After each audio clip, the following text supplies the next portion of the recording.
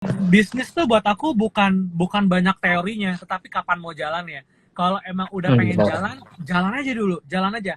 Kita akan bisa evaluasi setelah sudah berjalan. Tapi kalau kita udah terlalu banyak asumsi di depan, stuck, nggak bakal jalan. Buat Sobat Bisnis Hack yang baru menonton channel ini, bisa klik like, subscribe, dan nyalakan notifikasi yang di bawah untuk dapatkan informasi video terupdate seputar bisnis. Selamat Kaizen dan selamat datang di channel YouTube Bisnis Hack. Jadi teman-teman selama sejam ke depan pastikan stay tune ya karena menarik banget ini temanya. Wih, halo dok.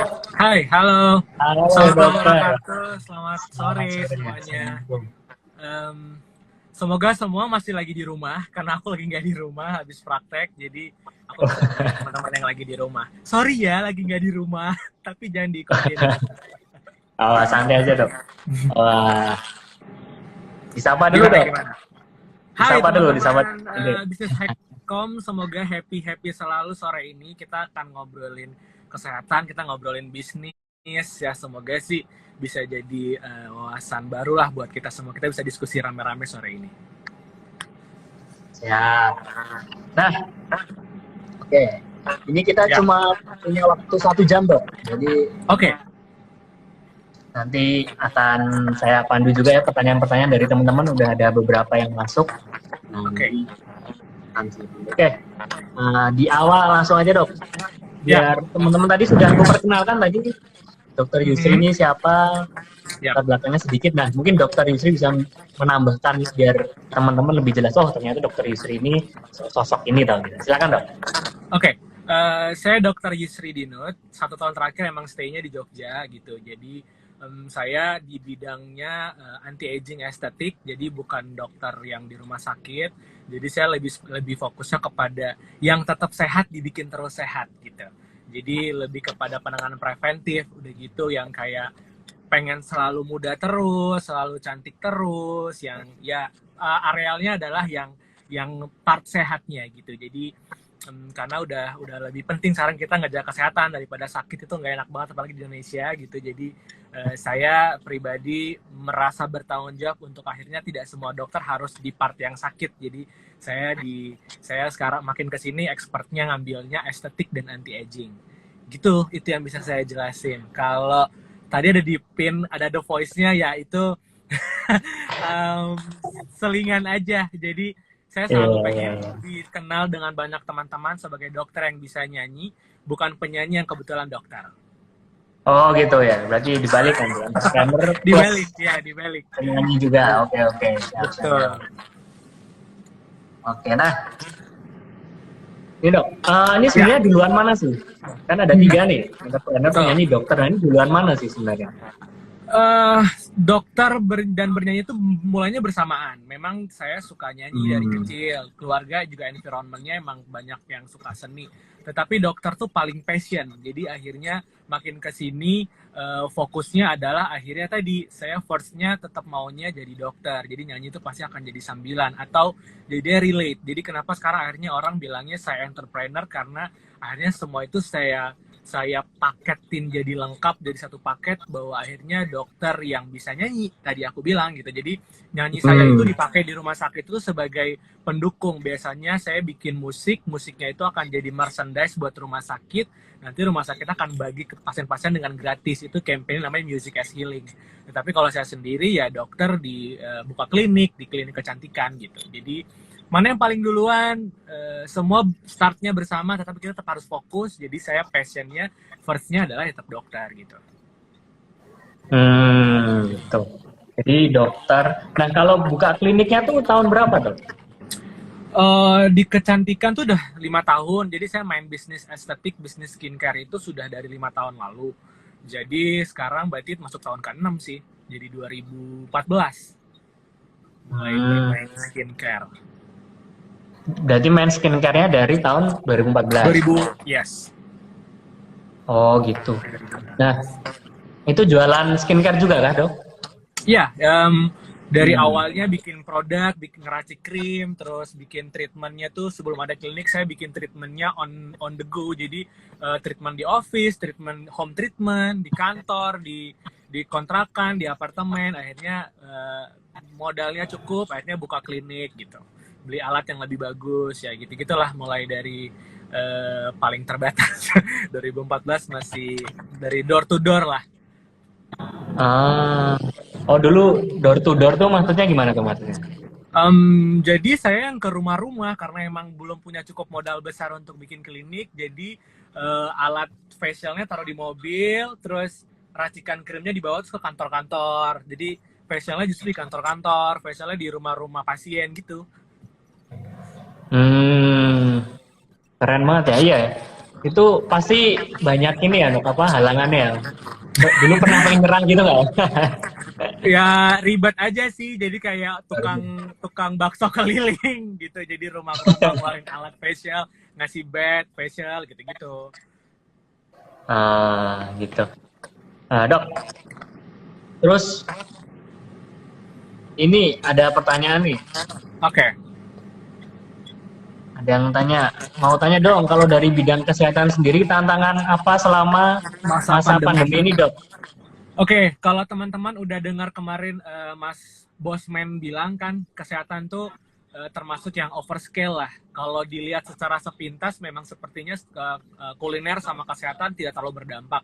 Tapi kalau kayak saya gini yang emang kesehatannya bukan penyakit, bukan rumah sakit, cukup terdampak karena akhirnya klinik harus tutup, treatment juga nggak boleh dilakukan dulu karena kan untuk mencegah penyebaran karena kan pasti akan kontak gitu ke kulit. Jadi sekarang tuh paling berasanya adalah treatmentnya yang dikurangin karena emang klinik mau nggak mau harus tutup dulu gitu. Jadi itu tutupnya dari pemerintah apa emang dari manajemen aja?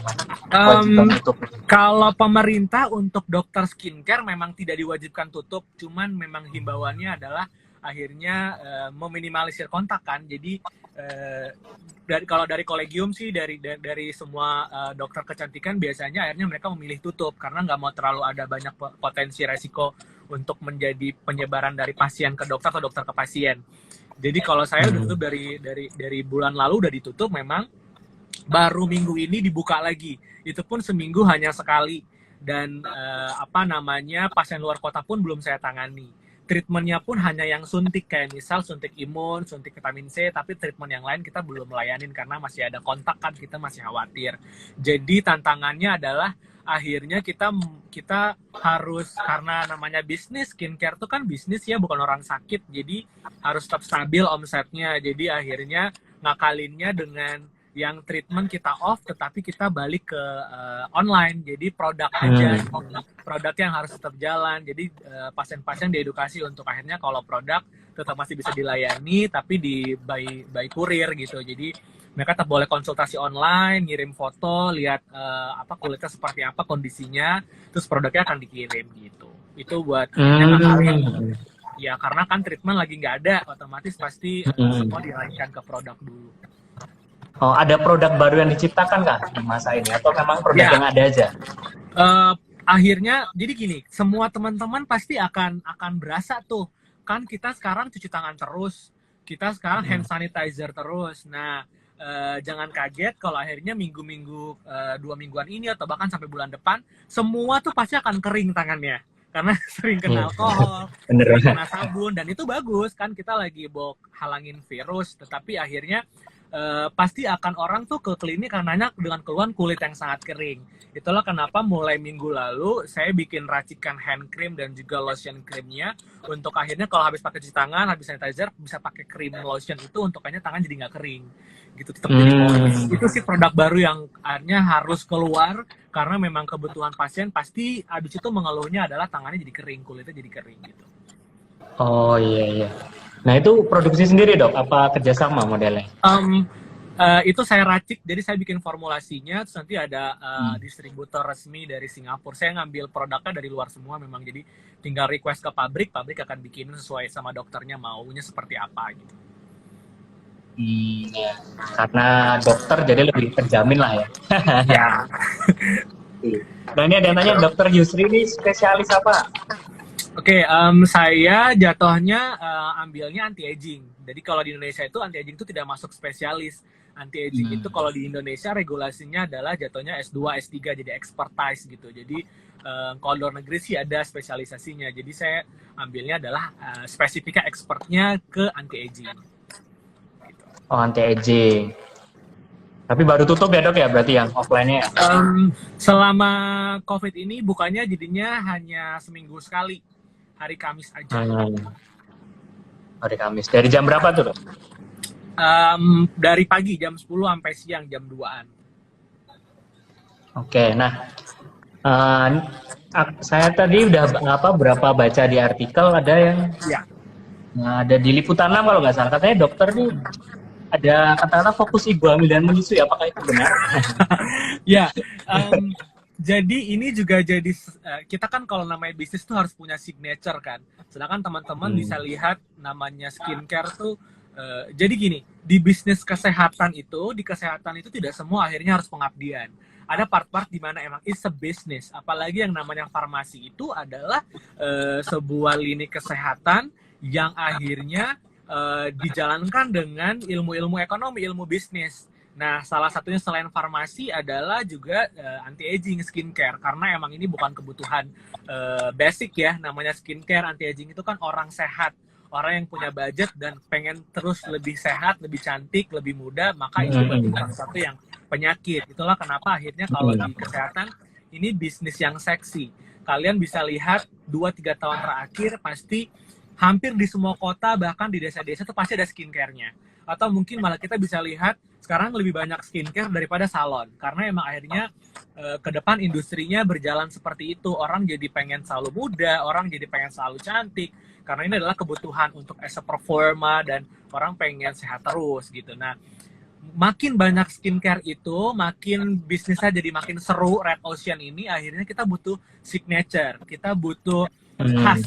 Namanya bisnis tuh kita ngebidik market sendiri, kita harus kita yang ngebentukin market dan kita yang bikin ciri khasnya kita masing-masing gitu.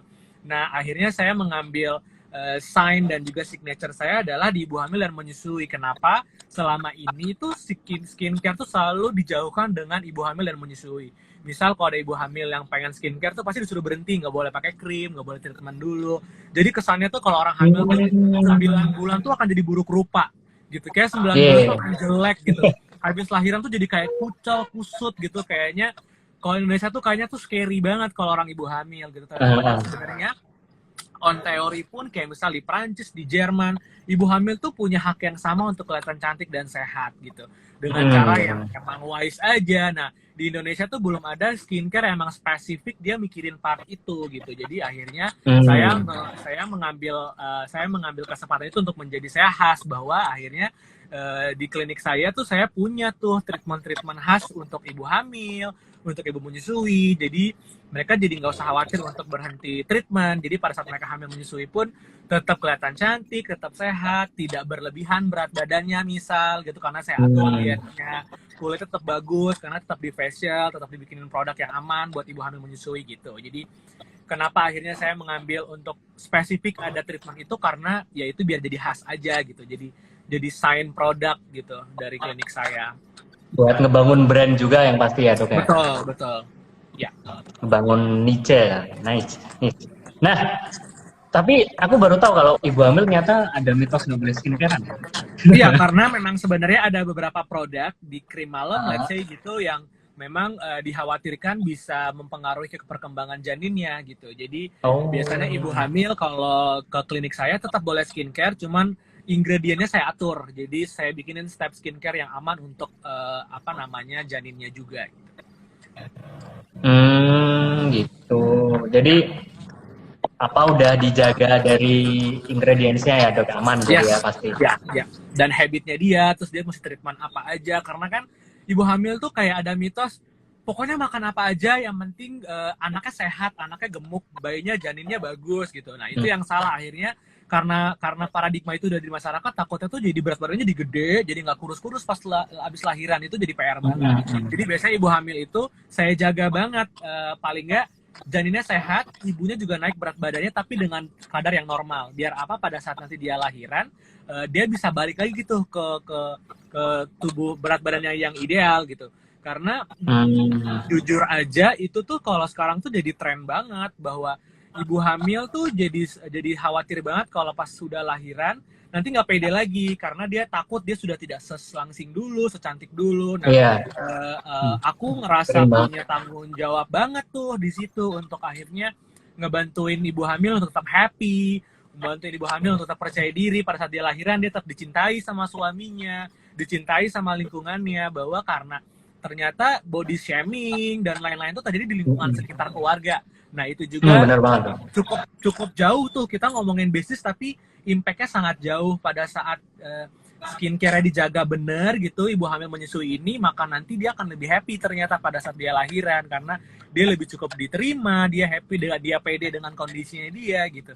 Jadi kayak ini tuh bisnis tapi bisnis yang serius gitu, seksi tapi serius gitu. Iya. Tapi emang sering banget loh dok, teman saya tuh dulu kan habis lahiran dia sering dapat body shaming dari teman-temannya. Ya. Bahkan ada yang dari suaminya sendiri, kan kasihan ya. Nah itu banyak juga tuh akhirnya dia jadi nggak pede karena suaminya jadi ngatain dia gendut gitu. Jadi teman-temannya mungkin bukan niat ngatain, mungkin mereka niatnya adalah bercanda doang. Bercanda, tapi kan namanya sensitif, hormonal itu kan jadi nggak bisa ditebak. Itulah kenapa penting banget ada skincare, ada dokter yang mau concern ke situ untuk holding semuanya tuh lebih menyenangkan gitu.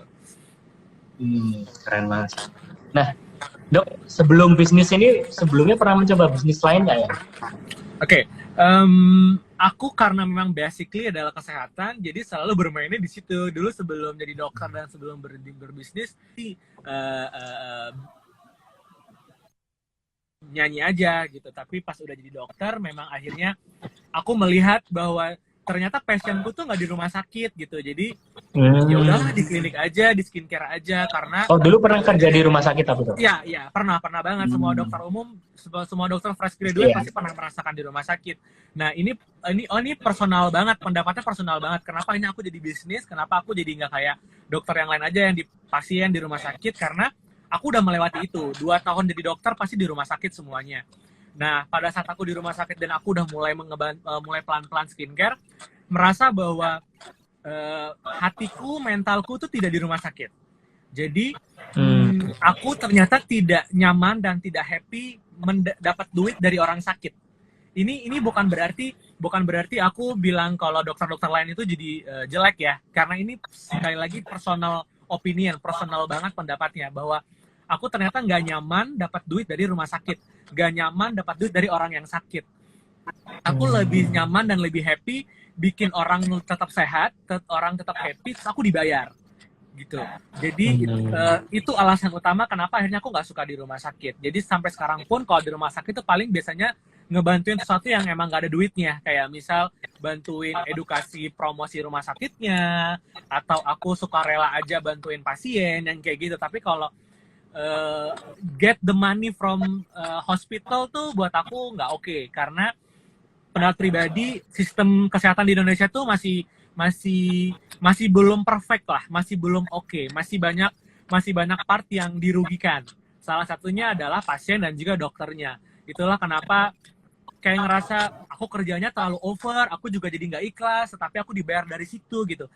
Sedangkan orang yang bayar aku tuh juga nggak ikhlas karena dia juga lagi kesusahan, dia juga BPA ribet untuk dapetin itu, susah makan dan segala macam, dia mesti bayar aku. Nah, part-part itu yang bikin akhirnya ternyata aku nggak cocok mentalnya di rumah sakit gitu. Jadi aku punya poin bahwa ya udahlah, untuk pengabdian aku punya cara lain gitu, untuk nanti ibadahnya tuh ada cara lain, tapi untuk aku nyari duit aku emang bisnis aja, klinik aja, skincare yang emang sebenarnya orang datang ke aku tuh bukan karena sakit, bukan karena dia butuh menderita, tapi emang karena dia datang dengan kesadaran dan dia punya budget untuk bikin dia lebih sehat, untuk bikin dia lebih happy, untuk bikin dia lebih cantik. Menurut aku tuh lebih fair gitu. Keren. I see ya, bisa nangkep. Bisa ini sih bayangin rasanya dokter ketika menerima uang dari rumah sakit. Nah, terus tadi bisnisnya apa aja dok sebelum ini? Di kesehatan maksudnya dulu pernah apa gitu? Oke, di kesehatan itu standar. Dulu tuh jadi kayak pernah bikin bantuin teman bikin klinik BPJS, tapi juga nggak oke. Terus kayak pernah bikin bisnis sekarang sih masih aku suka bikin kayak social media branding, tapi buat rumah sakit itu sih masih berjalan. Jadi jadi kayak misal ada rumah sakit yang butuh di branding layanan apa, nah itu aku akan build up sosial medianya, aku akan build up eventnya, yang kayak gitu-gitu itu masih jalan sampai sekarang. Tetapi jadi yang ngelola medsosnya gitu kah, Dok? yes, ngelola. Jadi aku punya tim untuk ngelola. Jadi karena kan biasa selama ini tuh rumah sakit itu akan kesusahan untuk bermain digital gitu. Nah karena aku suka mainan itu, jadi aku bikin tim untuk ngebantuin rumah sakit. Jadi biasanya kayak misal, let's say rumah sakit A lagi punya layanan bayi tabung nih. Nah itu akan aku breakdown promonya, aku akan bikin eventnya, aku akan bikin digital Instagram, sosial medianya seperti apa. Nah itu akan dipaketin 6 bulan berjalan, sosial medianya yang gitu-gitu. Kalau itu sampai sekarang masih jalan. Sosial media, kayak branding gitulah, sosial media branding. Keren. Terus berarti itu ya, 2 itu ya, Dok? Di sosial media branding sama... Nah, berarti selain bidang kesehatan belum pernah ya, Dok, ya, membuat bisnis? Gue nyanyi tuh bisnis gak sih? Enggak ya. Nggak tahu juga ya. Aku nyanyi tuh dulu awal-awal emang ngerasa cukup oke deh, nyanyi nih kayak bisa jadi bisnis gue nih gitu. Tapi cuma akhirnya makin kesini, oh ternyata gak bisa dibuat hidup ya gitu. Rasanya tuh gitu. Jadi kayak sekarang akhirnya yang dulunya mau bisnis nyanyi, kayak nyanyi tuh beneran dibikin bisnis gitu, bikin album, bikin apa gitu. Sekarang akhirnya jadinya jadi campaign gitu aja. Jadi kayak misal albumnya aku bagi ke pasien, aku bikin live music tapi di rumah sakit buat ngehibur pasien-pasien. Aku bikin ada beberapa kali bikin showcase tetapi di lobbynya bangsal-bangsal rawat inap gitu-gitu. Jadinya jatuhnya jadi nggak bisnis juga sih gitu. Jadi kalau ditanya sekarang bisnisnya apa yang dijalanin, akhirnya sekarang klinik pasti yang utama. Udah gitu sosial media tim itu aku punya sendiri. Sama satu lagi biasanya standarnya itu adalah kerjasama dengan brand-brand obat gitu. Jadi kayak aku jadi KOL-nya aja gitu. Itu sih yang aku kerjain. Gitu. Terus aku tadi juga baca juga katanya musik itu bisa juga sebagai media penyembuhan. Nah itu gimana? Betul. Penjelasannya? Ya, itu aku bikin campaign-nya namanya Music as Healing. Balik lagi, Indonesia tuh kayak masih beberapa part tuh masih belum perfect untuk kayak macam tadi skincare aku bilang gitu ya. Terus habis itu kayak sistem BPJS-nya. Sama aja dengan yang kayak musik ini. Di Indonesia tuh kayak seringnya tuh kita lihat musik tuh nggak boleh dari rumah sakit. Kita tuh selalu ngerasa di rumah sakit itu harus yang spooky, yang sepi, yang boring gitu ya. Jadi justru membuat orang tuh ke rumah sakit itu jadi last opinion gitu. Orang ke rumah sakit itu jadi kayak udah pengen mati itu baru ke rumah sakit. Nah itu yang pengen aku rubah. Itulah kenapa ada campaign Music as Healing. Jadi kalau di jurnal ilmiah, di penelitian, di luar negeri, di mana gitu ya, di Eropa, di Jerman, itu tuh udah ada kayak musik tuh emang dibuat terapi. Jadi kayak kalau kamu ke rumah sakit tuh dikasihnya adalah terapi musik. Nah di Indonesia tuh belum ada tuh yang kayak gitu. Padahal terbukti secara ilmiah kalau orang yang dikasih musik itu bisa lebih cepat sembuh, lebih tenang, lebih relax yang kayak gitu-gitu. Nah akhirnya aku membuat Music as Healing versi aku dengan cara ini masih ongoing terus, tapi yang sudah berjalan adalah aku bikin musik, aku bikin album, terus albumnya itu dicetak, dirilis, tetapi tidak diperjualbelikan. Yang boleh beli adalah rumah sakit dengan cuma mengganti harga modal aku. Udah gitu mereka akan bagi gratis ke pasien-pasien sebagai motivasi, sebagai hadiah. Terus aku bikin showcase di beberapa rumah sakit. Jadi emang untuk menghibur pasien-pasien.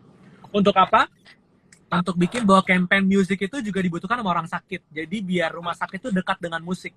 Jadi biar akhirnya rumah sakit itu gak boring. Aku pengen bikin rumah sakit itu di tempat yang menyenangkan untuk screening biar gak makin sakit. Jangan sampai orang ke rumah sakit itu karena udah bener-bener mentok baru ke rumah sakit. Nah itulah kenapa akhirnya ada Music as Healing. Kedepannya itu aku masih bikin juga, masih ongoing risetku sendiri. Jadi biar musiknya ini akan jadi alat. Jadi pas orang datang ke rumah sakit, dipasangin alat itu, didengerin, terus mereka pulang tuh udah lebih enak tanpa harus minum obat. Kayak misal punya insomnia, punya kecemasan, mereka tuh tinggal ke rumah sakit, dengerin musik beberapa menit, nanti tinggal kontrol lagi, tapi pulang udah sembuh yang kayak gitu-gitu.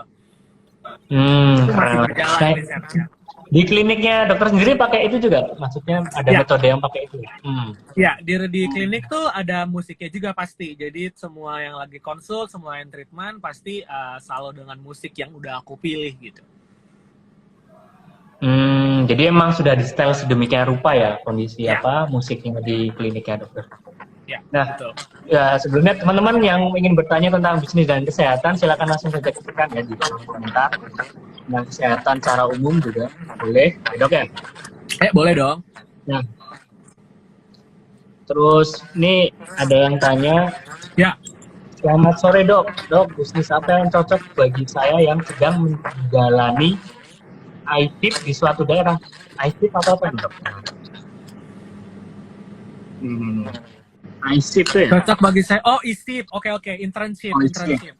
Oh, internship. Ya, internship itu adalah dokter yang lagi magang setelah dia fresh graduate jadi disumpah dokter, dia akan mesti internship dulu 1 tahun. Nah, banyak cara akhirnya. Pada saat internship itu aku udah mulai bikin skincare. Jadi sebenarnya kalau emang kamu punya ketertarikan untuk memulai Itu skincare, tahun berapa Dok? sorry gimana? Tahun berapa pas dokter internship itu? 2013-an. Oh. Awal aku jadi dokter itu aku udah mulai udah mulai mau nyicil bikin skincare sebenarnya. Justru buat aku momen yang tepat untuk memulai bisnis di kedokteran adalah pada saat internship. Pada saat internship itu kita punya cukup banyak brainstorming untuk melakukan sesuatu. Kayak misal, pengen spesialis atau pengen kerja di manajemen, pengen di rumah sakit atau pengen bisnis. Saat itulah saat yang tepat untuk kita brainstorming. Nah, menurut aku pada saat internship, apalagi kalau tempat yang jauh, kamu bisa mulai dengan cari info dulu. Atau misal udah mulai ngebidik mau ambil course yang mana untuk bisnis ke depan gitu. Tapi kalau memang kayak misal kayak aku dulu waktu internship, aku udah mulai tuh nyari distributor, terus udah mulai belajar skincare, ambil kursus-kursus skincare untuk akhirnya aku bisa ngeracik produknya udah aku jual online gitu. Jadi sebenarnya udah bisa mulai kecil-kecilan. Berarti dulu udah mulai jualan online tuh dari tahun 2013. 2013 aku udah bikin produk yang memang bukan produkku, tapi ada distributor yang aku ambil, terus aku ganti brandnya, aku bikin market sendiri, udah bisa aku jual. Dari situ awalnya justru. Tuh, ini juga ada yang bertanya nih, bagaimana mengawali bisnis kecantikan? Nah, itu tadi caranya dokter bisa dipakai berarti ya? Ya, kalau kamu bukan dokter, basicnya bukan orang medis pun bisa. Dengan cara, kayak misal kamu bukan dokter, bukan perawat, bukan apoteker, tapi punya passion dengan dunia kecantikan. Bisa banget dengan caranya adalah kamu cari dokter untuk kerjasama. Biasanya kamu tetap akan butuh dokter untuk legalitas, untuk izin, untuk kontrol quality controlnya, itu emang kamu akan butuh dokter. Cuman kalau kamu bukan dokter, kamu bisa aja berpartner. Nah, apalagi kalau kamu punya passion. Jadi sebenarnya dunia kecantikan tuh nggak cuma punya dokter kecantikan aja. Siapapun, businessman, siapapun, entrepreneur, siapapun tuh asal dia punya modal dan dia punya passion ke dunia kecantikan, sebenarnya dia bisa. Sebenarnya dia bisa banget untuk melakukan itu. Jadi, intinya cuma passion aja dulu. Kalau udah passion, banyak jalannya. Bisa follow akun kecantikan, bisa follow akun kedokteran yang kecantikan gitu, pasti akan banyak info tentang kursus untuk orang awam, kursus untuk owner kecantikan, dia mesti nyiapin apa, dia mesti bikin perizinan yang seperti apa, itu akan ada semua dan boleh gitu. Berarti kerjasama sama dokter Yusri bisa dong? Boleh banget. Tergantung nih prospeknya. Beberapa partner aku yang di luar kota akhirnya kita sharing profit kan jatuhnya, jadi karena dia bukan dokter, aku yang dokternya, jadi biasanya aku nggak mau pakai brandku sendiri. Jadi aku lebih seneng akhirnya kamu punya brand sendiri, aku jadi konsultannya aja, aku yang bikin kontrol quality-nya, aku bikin semuanya, tapi ya pakai namamu gitu, karena akhirnya itu kan jadi diferensiasi yang menyenangkan. Karena kalau takutnya pakai namaku, nanti dibayangkan adalah karena dokter tuh kalau sama pasien tuh jadi dokter oriented, cocok-cocokan. Takutnya pada saat aku di sana, karena kan kita bisnis kecantikan, bisnis yang ada dokternya tuh biasanya cocok-cocokan. Namanya dokter kan cocok-cocokan. Jadi jangan sampai akhirnya pas aku nggak di sana, pasiennya jadi nggak ada gitu. Jadi biasanya aku akan suruh untuk bikin brand sendiri, tapi aku akan kontrol. Aku akan bikin manajemennya yang bagus, bikin produknya yang bagus, bikin treatment yang bagus untuk ditaruh di sana gitu. Gitu. Terus, nah ini kan banyak yang from home ya dok ya, di rumah aja. Ya. Terus apakah dokter menilai kebutuhan akan skincare itu bagaimana? Oke. Sekalian ngejawab nih ya, Bisi Gustinaga, bisnis yang cocok di masa krisis COVID-19. Sekalian kejawab. Apa namanya, kalau di rumah ini pasti akan semua larinya ke online gitu. Semua distribusinya akan ke online. Apapun. Nah, kalau kan kita udah jelas nih, pasti yang akan nggak kesusahan adalah makanan gitu. Jadi emang yang bisa dilakukan adalah masak-memasak, karena orang juga ribet mau ke pasar, jadi pasti akan sekitar aku tuh malah dokter-dokter udah pada bikin pre-order semua untuk bikin makanan gitu. Jadi kan menurut gue itu yang paling bisa dilakukan gitu. Terus kayak misal beberapa minggu ke depan pasti akan kesusahan untuk areal-areal kayak misal masker kain udah jalan, itu juga masih bisa dilakukan. Cake, pokoknya semua yang rumahan menurut aku itu saat-saat yang tepat untuk digencar-gencarin gitu. Karena akhirnya semua orang harus di rumah, semua orang juga mager keluar gitu. Jadi semua yang bisa dilakukan di rumah dan dijual, menurut aku itu akan bikin bisa bertahan. Ada yang jualan sosis, ada beberapa yang udah jualan sosis yang masih diolah, jadi mentahan gitu. Ada yang jualan telur, jualan ayam. Kalau untuk produk kecantikan bisa aja kayak bikinin jualan masker, sheet mask gitu ya, atau bikin masker bubuk, masker dari buah yang dibikin sendiri dan dijual, itu bisa dilakukan. Atau menu diet, ini penting juga nih, karena yakinlah bahwa akhirnya setelah semua orang kalau working from home, kita tuh boring. Sebenarnya kita nggak lapar, tapi kita pengen ngunyah terus, kita pengen ngemil mulu. Pasti semua berat badannya akan naik. Jadi ini jadi campaign bagus untuk akhirnya memulai makanan sehat. Misal bikinin catering murah aja tapi catering sehat. Paling nggak kita ngebantuin teman-teman untuk jadi nggak banyak makan yang lemak gitu ya. Itu pasti jalan banget. Itu pasti jalan banget. Karena semua orang pasti after pandemic ini semua pasti akan mengeluh berat badannya naik. Dari disitulah jadi bisa jadi bisnis yang bagus sebenarnya. Gitu. Oh iya, benar-benar. Itu bisa jadi peluang bisnis ya, nurunin berat badan tuh ya. Kalau kalian memang suka masak aja, masak makanan sehat yang asik, yang murah, atau bikin jajanan-jajanan yang ringan, yang sehat gitu, pasti laku sih. Sekarang juga hotel tuh udah pada berubah ke catering ya, Dok? Iya, hotel, restoran semua sekarang ada driver ada online ya. Jadi karena akhirnya sekarang semua yang di online itu yang bisa jalan gitu. Jadi nggak apa-apa banget bisa dilakukan. Berarti memang tetap pokoknya harus online untuk apapun produknya harus online. Karena kita working from home, nggak bisa. Karena masih ada juga beberapa orang yang bilang, oh harus online ya, soalnya saya belum belajar sama sekali. Nah itu kan tetap harus online, harus belajar berarti ya. Sebenarnya gini, aku agak bingung kalau ada orang yang bilang, aku belum bisa online. Balik nanya aja, you have a WhatsApp kan, kamu pasti punya WhatsApp di hari gini. That's online, maksudnya kalau emang kamu bisa jualan di Instagram, bisa nggak bisa jualan di Facebook karena kamu nggak bisa, lah kamu bisa ngobrol di grup WhatsApp anyway, silakan jualan di sana. Maksudnya kalau kita terlalu banyak excuse-nya, gak jalan-jalan. Tetapi kalau kita simple di rumah yang punya WhatsApp 3 orang, yuk 3 orang di rumah itu suruh jualan ke grupnya mereka atau pasang di satu WhatsApp, menurut aku pasti akan jalan gitu. Jadi bisnis tuh buat aku bukan banyak teorinya, tetapi kapan mau jalan ya. Kalau emang udah pengen jalan aja dulu, jalan aja. Kita akan bisa evaluasi setelah sudah berjalan. Tapi kalau kita udah terlalu banyak asumsi di depan, stuck, nggak bakal jalan. Benar. Nah, dokter punya pengalaman seperti itu nggak? Yang kayak dulu tuh pernah pengen bikin bisnis, tapi mikirnya tuh kelamaan, jadi nggak jalan gitu, ternahan. Kayaknya nggak ada ya. Aku kalau lagi pengen sesuatu, aku yakin jalan ya. Langsung aja. Mau gagal, mau kurang, mau rugi, justru itu pelajarannya. Karena kita tuh nggak bisa belajar dari cerita suksesnya orang. Yang kita bisa pelajari adalah dari kegagalan orang. Kalau kita belajar dari suksesnya orang, dia jadi sukses itu ceritanya tuh udah banyak, dia udah backup banyak hal. Jadi kayak misal kita jadi nggak ketemu nih miss-nya dia di mana. Tapi kalau kita belajar dari kegagalan kita sendiri atau kegagalannya orang, kita ketemu poin miss-nya di mana gitu. Jadi justru emang harus gagal dulu, jadi biar bisa belajar gitu. Benar. Karena ini dari kecil kita udah ditakut-takutin nggak boleh gagal soalnya mungkin ya dong ya. Yes, itu sih pentingnya. Itu sukanya tuh gitu. Nah, saat membangun bisnis ini sampai sekarang tuh pernah ini nggak tuh kayak ada fase yang kayak sulit banget dilewati lah, fase tersedih mungkin ya? Oke, 2018 sedih banget. 2018 itu tahun aku paling. 2018 aku sempat hidup dari kartu kredit. Waduh. Padahal orang melihat aku bisnisnya lagi bagus-bagusnya. Jadi itu pelajaran berharga. Jadi kayak waktu itu tuh ngerasa, wah ini lagi rame nih, aku bisa buka banyak cabang sepertinya. Padahal akhirnya SDM aku nggak aku pikirin baik-baik. Jadi tadi aku bilang, aku belajar banget yang namanya bisnis kesehatan tuh dokter oriented. Apalagi kalau skincare, cocok-cocokan banget. Pada saat itu aku merasa bahwa pasien aku banyak dan aku bisa membuat cabang. Ternyata pada saat bikin cabang, aku pakai dokter yang berbeda, dokter yang lain. Ternyata mereka tidak signifikan. Jadi pasien tetap nyarinya aku. Jadinya akhirnya chaosnya adalah aku punya beberapa cabang di beberapa kota, aku jadi mesti muter-muter. Pada saat aku ada, pasiennya banyak. Pas aku lagi gak di kota itu, pasiennya nggak ada. Akhirnya waktu itu dalam 1 tahun full, 12 bulan, aku bolak-balik Jogja-Jakarta, Rabu di Jogja, Sabtu di Jakarta, Rabu di Jogja, Sabtu di Jakarta. All day years.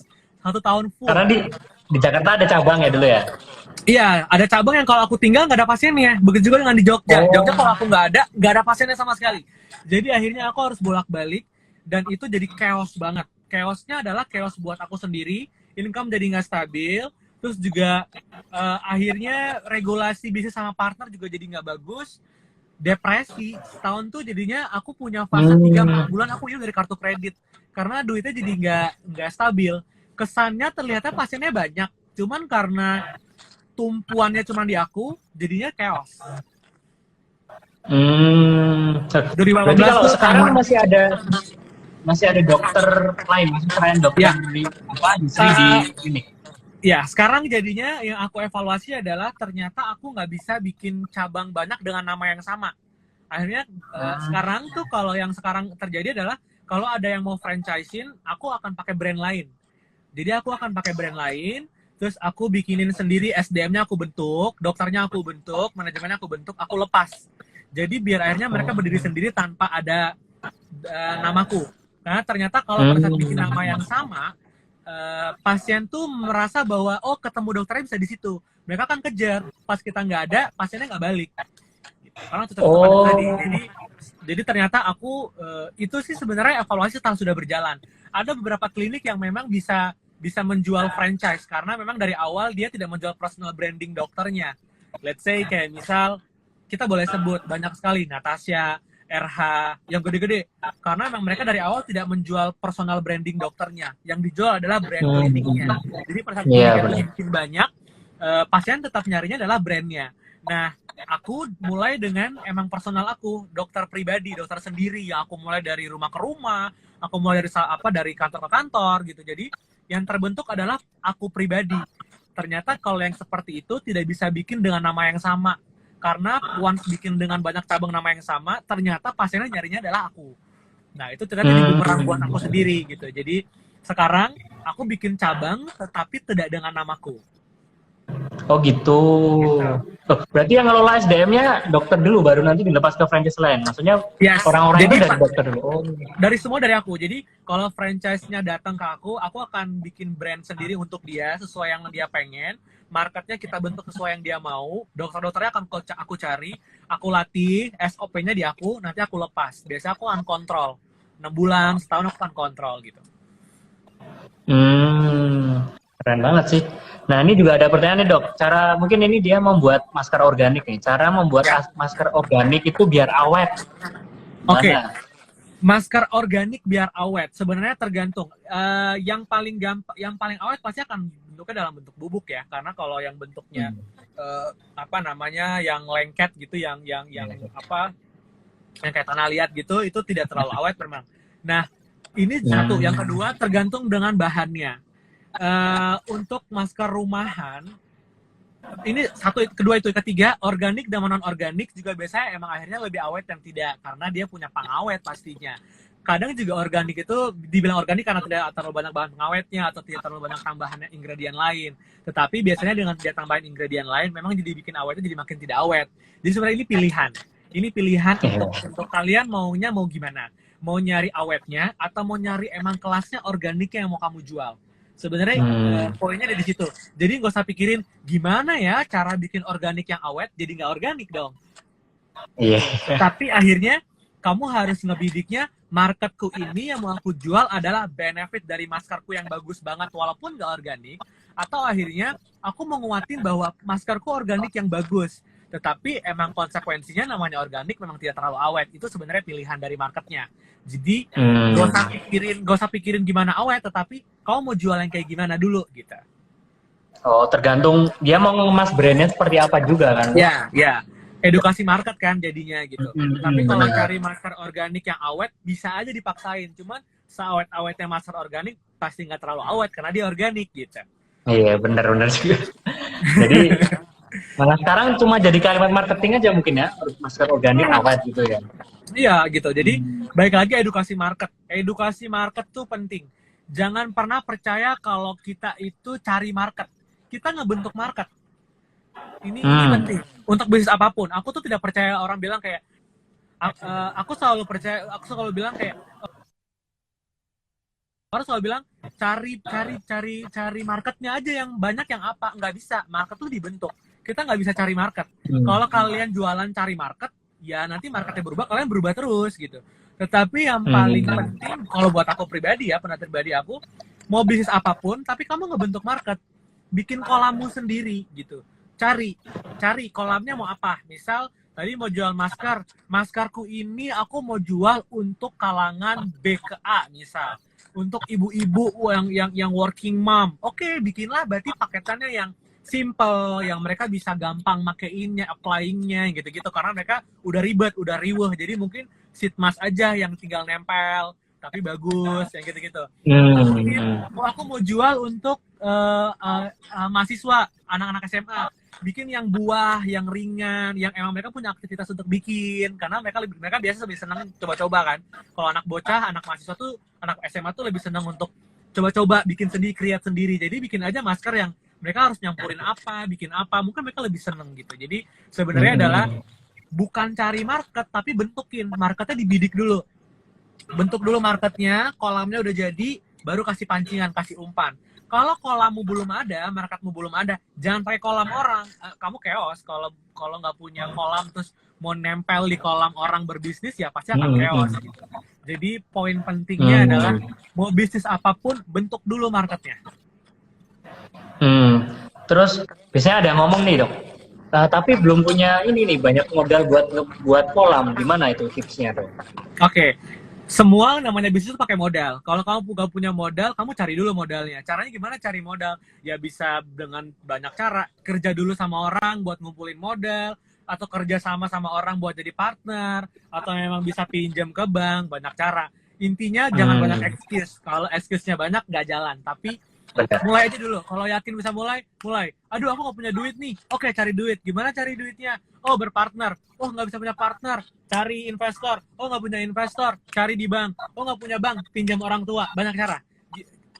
Kulik aja. Kalau emang yakin, aduh belum bisa, ya udah kerja sama orang dulu deh. Konsekuensinya kalau kerja sama orang ya begitulah, lo tahu. Tapi paling kalau lo nabung untuk bikin bisnis lo sendiri, misal gitu. Ya benar banget.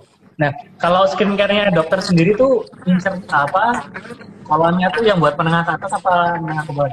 Oke, bisnis aku adalah B ke A memang. Jadinya marketnya dari menengah ke atas. Yang ditembak pasti ibu-ibu muda sampai udah yang lanjut usia gitu. Jadi bapak-bapak, ibu-ibu yang biasa arealnya pekerja awal atau entrepreneur yang gitu-gitu, biasanya emang BKA. Jadi treatmentnya pun aku sesuaikan. Mereka pasti akan makanya treatment anti aging kayak filler, botox, treatment stem cell, treatment kromosom, plasenta gitu. Tapi kalau kayak misal treatment yang facial gitu malah aku nggak ada. Jadi justru yang treatmentnya tindakan yang untuk udah menengah ke atas untuk bikin mereka lebih muda, lebih sehat, yang kayak gitu. Slimming, suntik slimming, yang gitu-gitu. Karena emang marketnya adalah usia menengah ke tua, market ekonominya emang B ke A gitu. Terus setuju nggak dok kalau ada ungkapan tuh kalau ngambil market tuh ya memang yang menengah ke atas aja karena lebih gampang dijual apa gimana gitu. Itu gimana? Semua market sama menurut aku. Tergantung emang kamu nyaman di mana. Kalau aku, kenapa aku milih BKA? Karena aku tidak mampu untuk main B ke C. Dalam arti, aku lagi nggak bisa untuk mikirin banyak perawat yang facial. Terus aku harus ribet. Karena kan namanya BC itu pasti akan yang dikejar adalah jumlah, quantity, gitu kan. Jadi aku nggak nyaman main di situ. Aku lebih seneng eksklusif, yang nggak banyak tapi deep, personal touch. Yang aku jual adalah personalku. Jadi pasiennya tuh sehari cuma 5, cuman 7, cuman 3, tapi mereka ketemunya langsung dokter, mereka langsung ngobrol sama aku sendiri yang tindakan, aku sendiri yang bersihin mukanya, aku sendiri yang iniin, aku sendiri yang atur dietnya, yang gitu-gitu. Jadi ini tergantung, tidak ada pernah market yang paling bagus, cuma adanya market yang paling tepat. Nah, sesuaiin aja market yang tepat di kamu tuh yang kayak apa gitu. Hmm. Terus ada tips nggak dok nih? Biasanya kan sekarang tuh banyak maklon skincare ya.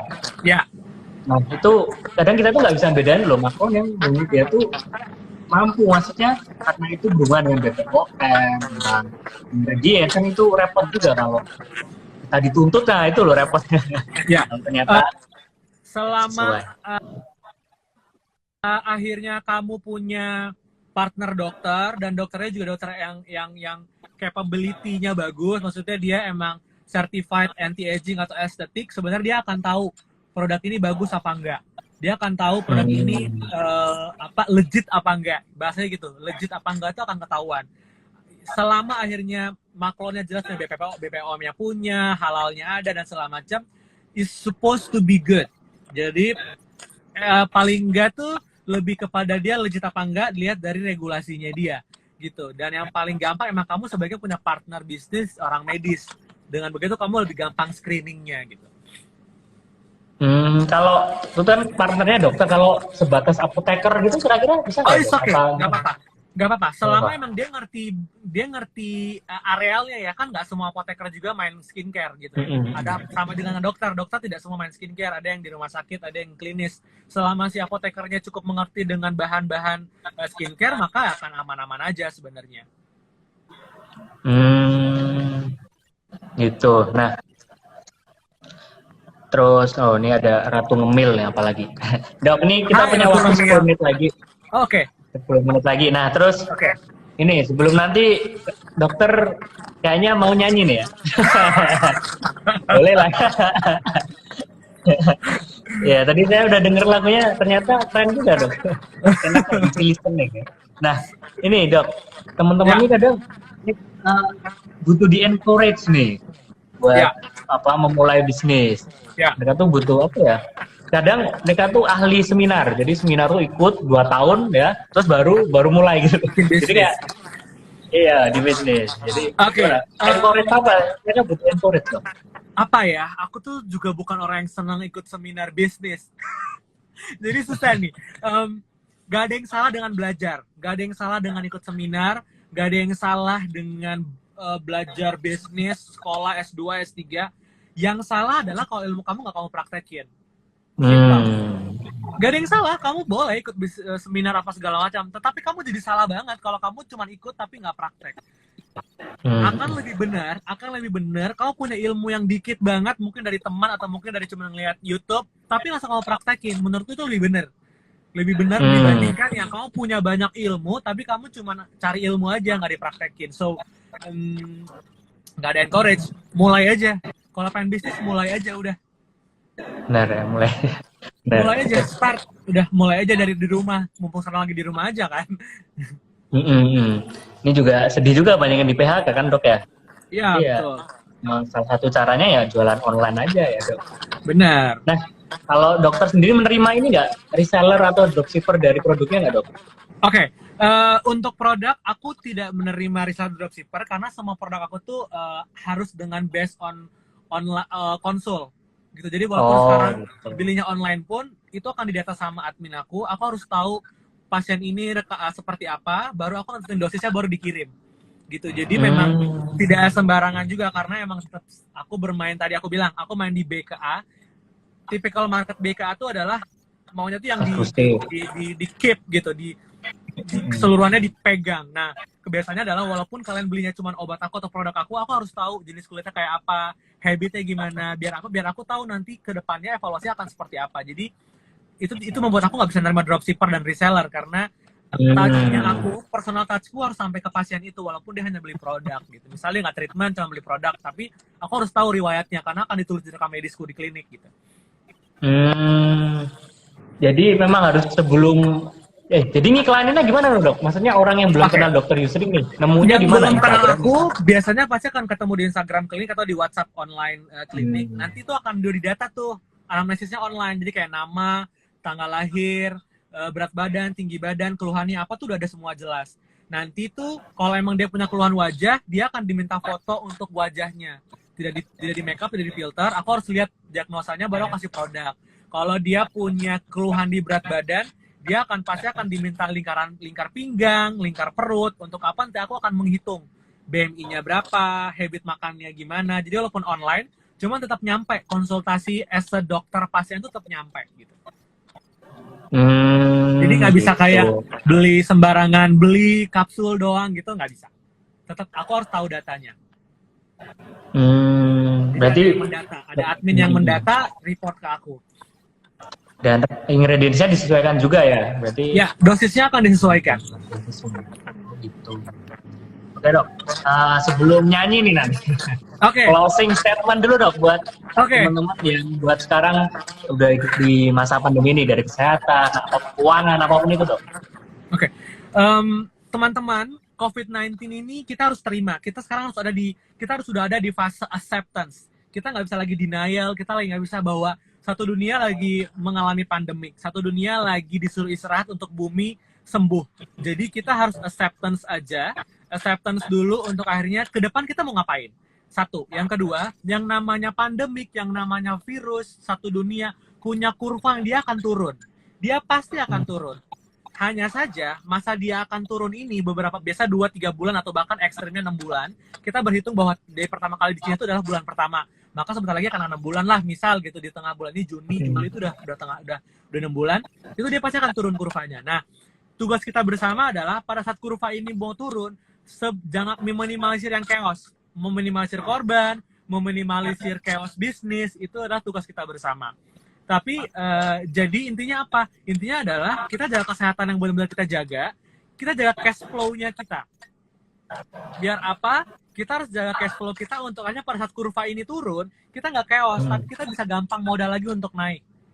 Jadi nggak usah pakai stres, nggak usah pakai cemas, yakinlah bahwa virus ini pasti akan turun kok kurvanya. Waktunya akan hilang. Cuman yang menjadi masalah adalah sesiap apa kamu pada saat virus udah turun, kamu bangkit laginya gimana? Itu yang mesti dipikirin. Jadi jaga kesehatan tuh penting banget, jaga imun tuh penting banget. Yang berikut adalah jaga cash flow-nya. Jangan dulu berlebihan untuk belanja, tapi simpen cash-nya. Karena dari simpen cash-nya ini yang untuk jadi kita modal untuk ngapa-ngapain nantinya gitu. Jangan sampai kamu ikutan chaos juga pas virusnya turun, kamu akan susah banget gitu. Jadi closing statement-nya adalah nikmatin aja, enjoy aja, anggap aja kita lagi liburan satu bumi. Jadi istirahat yang cukup, tenangin diri, tapi tetap siapin kekuatan sama plan pada saat mungkin akhir bulan ini atau mungkin bulan depan pada saat pandemi kayak udah turun, kita bisa maju lagi gitu. Oke, keren banget dok. Oke dok. Oke teman-teman, sebelum kita tutup ya, kita akan mendengarkan Dokter Yusri penyanyi. Oke, rapnya aja ya. Aku lagi suka. Ya, boleh. Meski waktu datang dan berlalu sampai kau tiada bertahan, semua takkan mampu mengubahku. Hanyalah kau yang ada di dalamku. Hanyalah dirimu mampu mengubahku jatuh dan mencinta. Kau bukan hanya sekedar indah, kau takkan terganti. Asik, keren banget dokter. Iya. Oke. Ada yang baru gabung lah, telat aduh. Apa nanti nonton aja di YouTube. Ya, oke. Sip. Di sini nggak bisa. Dokter Yusri Denet sekali lagi makasih banyak. Sehat selalu dok. Sama-sama. Happy semua ya, sehat-sehat. Happy semua. Benar. Aku nggak bisa bilang be positif sih, tapi terima aja apapun yang kalian pikirin, terima aja ekspresi apapun itu, lagi kacau, cemas, terima aja, habis itu netralin lagi. Jangan reaksiin apapun di pikiran kita karena kita pasti akan overthinking. Jadi kita udah santai aja gitu. Aku nggak bisa bilang positif, nggak usah juga, tapi terima aja. Kalian lagi mikirin apa, terimain aja, nanti akan dinetralin sendiri sama pikiran. Keren banget. Siap dok, kan saya jalankan semua tips and triknya dari dokter ya. Kita jumpa lagi ya dok, semoga kita bisa ketemu lagi. Buat teman-teman terima kasih yang bos udah stay tune, nanti kita akan upload di tayangan ulangan juga akan ada di YouTube juga. Terima kasih sekali lagi. Assalamualaikum warahmatullahi wabarakatuh. Waalaikumsalam. Thank you.